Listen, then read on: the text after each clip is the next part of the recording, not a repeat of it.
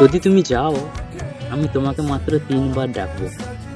প্রথমবার আমার মুখ থেকে, যেটা তুমি শোনার পরও অস্বীকার করবে, নিজের প্রতি খুব গর্ববোধ করবে আর স্বার্থপরের মতো ওখান থেকে চলে যাবে।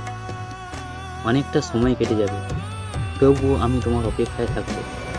আমি যে তোমার অপেক্ষায় আছি এটাও তুমি ভুলে যাবে। দ্বিতীয়বার আমার হৃদয় থেকে, তখন তুমি আমাকে ভুলে যাবে। আমি কে ছিলাম, কি ছিলাম, তাতে তোমার কিছু যায় আসবে না। তুমি আমার জায়গাটা অন্য কাউকে দিয়ে দেবে।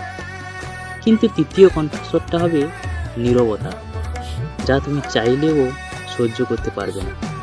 আর তখন তুমি কোনো কিছু না ভেবেই আমার দিকে ফিরে আসবে।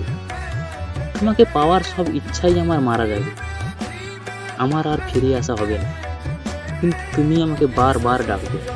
যখন তুমি বুঝতে পারবে যে আমি আর ফিরে আসবো না, তখন আমি তোমার সঙ্গে বিশ্বাসঘাতকতা করেছি এটা সারা বিশ্বকে বলবে।